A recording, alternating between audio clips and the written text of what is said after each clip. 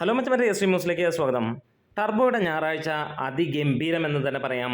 ഉച്ചവരെയുള്ള collection റിപ്പോർട്ടുകൾ പുറത്തു വരുമ്പോൾ ഈവനിങ്ങിൽ സിനിമ ട്രാക്കേഴ്സ് പറയുന്നു 50 ലക്ഷം രൂപയ്ക്ക് മുകളിലുണ്ടാകുമെന്ന്. അതായത് ഏറെക്കുറെ 80-90 ലക്ഷം രൂപയായിരിക്കും സിനിമയ്ക്ക് കളക്ഷൻ വരാൻ പോകുന്നത്. ഇവിടെ ട്രാക്കേഴ്സ് പറഞ്ഞത് മാത്രമല്ല, ഇന്ന് ബുക്ക് മൈ ഷോ എടുത്ത് നോക്കുകയാണെങ്കിൽ ഈവനിങ് നൈറ്റ് ഷോസ് എല്ലാം തന്നെ ഓൾമോസ്റ്റ് ഫുൾ എന്നുള്ള ലെവലിലാണ് നമുക്ക് കാണാൻ കഴിയുന്നത്. മികച്ച ഒരു ദിവസമാണ് ഈ ഒരു ഞായറാഴ്ച. ഇന്നലെ ഏകദേശം 45 ലക്ഷത്തിന് മുകളിലായിരുന്നു ട്രാക്കേഴ്സ് മുഖാന്തരം പറഞ്ഞ കളക്ഷൻ. അതായത് ഏറെക്കുറെ 80 ലക്ഷം രൂപയ്ക്ക് മുകളിലായിരുന്നു സിനിമയുടെ കളക്ഷനായി പുറത്തു വന്നത്.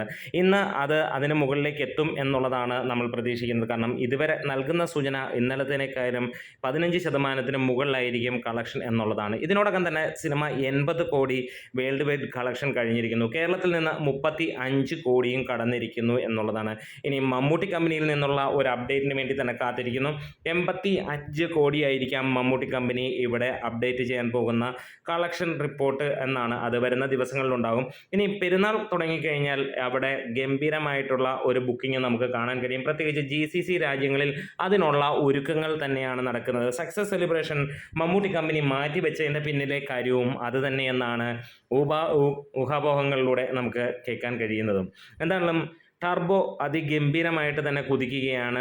വീണ്ടും ശനി ഞായർ എത്തുമ്പോൾ മികച്ച കളക്ഷനാണ്. കഴിഞ്ഞ ഏതാനും ദിവസങ്ങളായി സിനിമ കേരള തിയേറ്ററുകളിൽ നിന്ന് മാത്രമായിട്ട് 3-4 കോടിക്ക് മുകളിലാണ് വന്നിരിക്കുന്നത്. അടുത്ത ആഴ്ചയും സിനിമ എന്താണെങ്കിലും 2.5-3 കോടിയിലേക്ക് എത്തും എന്നുള്ളത് തന്നെയാണ് പ്രതീക്ഷിക്കുന്നത്. അങ്ങനെ വരുമ്പോൾ കേരള കളക്ഷൻ സിനിമ 40 കോടിക്ക് മുകളിലേക്ക് എത്തും എന്ന് തന്നെയാണ് പ്രതീക്ഷിക്കുന്നത്. GCCയിൽ നിന്ന് സിനിമ ഒരുപക്ഷെ കേരള കളക്ഷൻ്റെ മുകളിലേക്ക് പോകാനുള്ള എല്ലാ സാധ്യതകളും കാണുന്നു. ഒരുപക്ഷെ മലയാളത്തിനേക്കാൾ കൂടുതൽ കളക്ഷൻ GCC രാജ്യങ്ങളിലേക്ക് ഉണ്ടാകും. നല്ല ഹോൾഡിലാണ് സിനിമ ഇപ്പോഴും പോകുന്നത്. ഇപ്പോഴും 200 തിയേറ്ററുകളാണ് കേരളത്തിലുള്ളത്. GCCയിൽ ഒട്ടും തന്നെ തിയേറ്ററുകൾ കുറഞ്ഞിട്ടില്ല എന്നുള്ളത്. നമ്മുടെ വീഡിയോസ് ഇഷ്ടമായി സപ്പോർട്ട് ചെയ്യണം. Thank you bros.